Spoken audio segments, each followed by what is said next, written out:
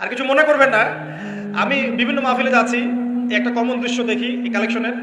আমার জানা নাই যে এভাবে নাম লিখে কোনো কালেকশন নবীর যুগ থেকে হয়েছে, আমার জানা নেই। বরং কতটুকু দিয়েছে এটা গোপন রাখলেই ভালো। কে দিয়েছে, কত দিয়েছে জানার কোনো দরকার নেই। দিয়েছে, নিয়ে চলে আসবে, শেষ। আমরা কাকে সন্তুষ্ট করার জন্য দেই? আল্লাহ জানলেই তো যথেষ্ট। কি দরকার জনগণ জানতেই হবে আমি 5,000 টাকা দিয়েছি? এতে আমার লাভটা কি? নেকি উল্টারও কমে গেল। উল্টা 7 শ্রেণীর মানুষ, একটা হাদিস আছে, 7 শ্রেণীর মানুষ কিয়ামতের মাঠে আরশের ছায়া পাবে। কিসের ছায়া পাবে? আরশের ছায়া, যে ছায়া ছাড়া কোনো ছায়া থাকবে না। ওর মধ্যে এক শ্রেণী হচ্ছে ওই ব্যক্তি যে এত গোপনে দান করে, তার বাম হাত জানে না ডান হাত কি দান করছে। এই ব্যক্তি আরশের ছায়া পাবে ইনশাআল্লাহ। তো দুনিয়া যদি উদ্দেশ্য থাকে, নাম প্রকাশ করা, জাহির করার উদ্দেশ্য থাকে, বা যদি এমন হয় যে এখানে লৌকিকতা উদ্দেশ্য থাকে, নেকি নষ্ট হয়ে যেতে পারে, সুযোগ আছে, চান্স আছে। তো এই ট্রেডিশনগুলো বন্ধ করলে মনে হয় ভালো হয়। এটা আমার পরামর্শ, বাকিটা বিবেচনা আপনাদের। আর এই ব্যক্তি বলছে আমি এই সব কিছু দান করে দিয়েছি। দেখেন, দান করতে কি লাগে? কলিজা লাগে, টাকা লাগে না কিন্তু। আসলে দান করতে কলিজা লাগে। অনেক রিক্সাওয়ালাকে দেখেছে আমরা, 100 টাকা দান করে দিল, মসজিদের জন্য দান চাচ্ছে, 100 টাকা দান করে দিল। আর অনেক দেখবেন বিত্তশালী, ঢাকা শহরে যাচ্ছি বনানী গুলশান দিয়ে, দান করতে গেলে 2 টাকা দিচ্ছে, 5 টাকা দিচ্ছে। এমন হয় না? দান করতে কলিজা লাগে। আর একটা কথা মনে রাখবেন, আপনি যত দান করবেন আল্লাহ আপনাকে তত বেশি দিবেন। চান আল্লাহ পাকের খাজানা যে এত প্রচুর, আপনি দান করলে কমে যাবে এই চিন্তাই করবেন না কখন। তবে সবচেয়ে সেরা দান কোনটা জানেন?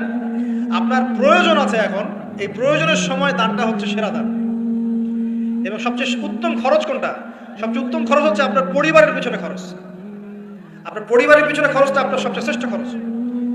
আর দান করে মধ্যম পন্থায়, এমন হবে না যে নিঃস্ব হয়ে গেলেন দান করে একদম, আবার এমন না যে কৃপণতা প্রদর্শন হচ্ছে, এমন না। মধ্যম পন্থায় দান খয়রাত করবেন ইনশাআল্লাহ।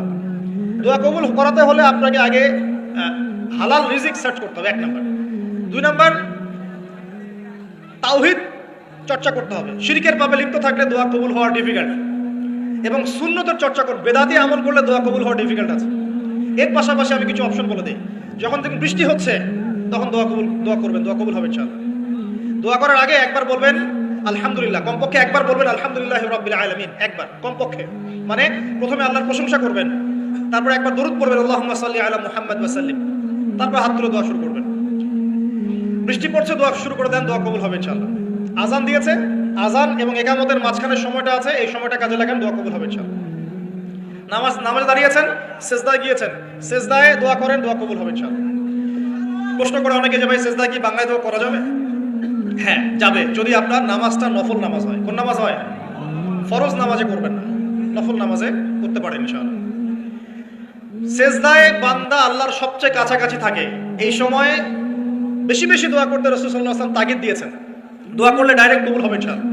পিতা মাতার খেদমত করে দোয়া করেন, দোয়া কবুল হবে ইনশাআল্লাহ। এখন তো পিতা মাতার খেদমত মানুষ করতে চায় না। এটা সেই যুগ যে যুগে পিতা মাতার সাথে দাস দাসীর মতো আচরণ করা হয়। সন্তানরা ভুলে গেছো তোমরা যে তোমরা একদিন পিতামাতা হবা। আমরাও কিন্তু একদিন পিতামাতা হব। যারা বিয়ে শাদী করেছে, সন্তান সন্ততি হয়েছে, তারা জানে এই প্রসব বেদনার একটা সেকেন্ড, 1 সেকেন্ড 1 মিনিট প্রসব যে বেদনা মায়ের হয়, এর ঋণ আমরা সারা জীবনে শোধ করতে পারবো না।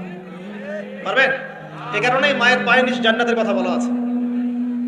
মাদের সম্মান আল্লাহর কাছে অনেক বেশি, মেয়েদের সম্মান অনেক বেশি। এই নারীবাদী ফ্যামিলিস্টরা যা বুঝিয়েছে, ইসলাম এমন নয়। তো ইসলাম এমন নয়। ইসলামে মেয়ের মর্যাদা সবচেয়ে উপরে। একজন নারীর, মনে করেন আপনি বাসায় আছেন, কেউ যদি বাইরে থেকে ফুটা দিয়ে বাসার ভিতর দেখে, কথা বুঝতে পারছেন? আপনার জন্য হালাল ওই ব্যক্তির চোখের মধ্যে এরকম শিক ঢুকিয়ে দেওয়া, এটা হালাল আপনার জন্য, করতে পারেন আপনি। কিচ্ছু করেন, আল্লাহর আইনে আপনি কোনো অপরাধী নন। যদি আপনি ঘরের ভিতরে থাকেন, কেউ বাইরে থেকে এরকম করে ফুটা দিয়ে দেখছে, মনে করেন আপনার বাসার মেয়েকে বা আপনার বাসার বোনকে, মাকে, আপনি যদি চোখের মধ্যে একটা শিক ঢুকিয়ে দেন, আপনার কোনো পাপ হবে না আল্লাহর কাছে। এটা হাদিস আছে, জায়েজ। যদিও বা এটা আইন হাতে তুলে নেওয়া হয়ে যাচ্ছে অন্য সেক্টরে, কিন্তু আল্লাহর কাছে আপনি কিছু করেন নাই। মেয়েদের এমন মর্যাদা দেওয়া হয়েছে, সেই মেয়েদেরকে আমরা এখন কি করেছি? কাপড় চোপড় সব কমিয়ে কমিয়ে বেপর্দা করে রাস্তায় নামিয়ে দিয়েছে। যদি একটা মানুষ নিজের সম্মান না বোঝে, তাকে সম্মান কেউ দিতে পারে? নিজেকে চিনতে শিখুন। আমাদের সম্মান আল্লাহর কাছে অনেক বেশি। এটা বলছিলাম প্রিয় ভাইরা, মায়ের পায়ের নিচে আল্লাহ পাক সন্তানের বেহেশতের কথা বলেছেন। মা বোনদেরকে 4টা কাজ করতে বলো, অনলি 4টা কাজ। 5 ওয়াক্ত নামাজ যদি ঠিকমতো পড়তে পারে 1 নাম্বার, 2 রমজান মাসে রোজা রাখে, 3 নাম্বার পর্দা ঠিকঠাক মতো করে, আর 4 নাম্বার স্বামীর আনুগত্য করে, ইনশাআল্লাহ জান্নাতের যে কোনো দরজা দিয়ে ইচ্ছা প্রবেশ করতে পারবে। এখানে স্বামীর আনুগত্যের কথা বলেছি, স্বামীর দাসত্বের কথা বলি নাই। আনুগত্য দাসত্ব এক জিনিস না। আনুগত্য মানে কি? আনুগত্য মানে আপনি স্বামীর যে কোনো ভালো কাজে আপনি তাকে সায় দিবেন, আনুগত্য।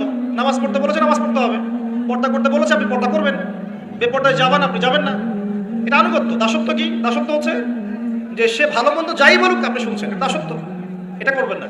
মা বোনরা 4টা কাজ বাসায় গিয়ে আবার শুনিয়ে দিবেন। নবীজি বলেছেন 4টা কাজ কোনো মেয়ে করলে জান্নাতের যে কোনো দরজা দিয়ে ইচ্ছা প্রবেশ করতে পারবে। 1 নাম্বার 5 ওয়াক্ত সালাত, 2 নাম্বার রমজান মাসের সওম রোজা, 3 নাম্বার পর্দা ঠিকঠাক মতো করবে, লজ্জাস্থানের হেফাজত, এবং 4 নাম্বার স্বামীর আনুগত্য করা। মায়ের খেদমত করে দোয়া করেন, দোয়া কবুল হবে ইনশাআল্লাহ।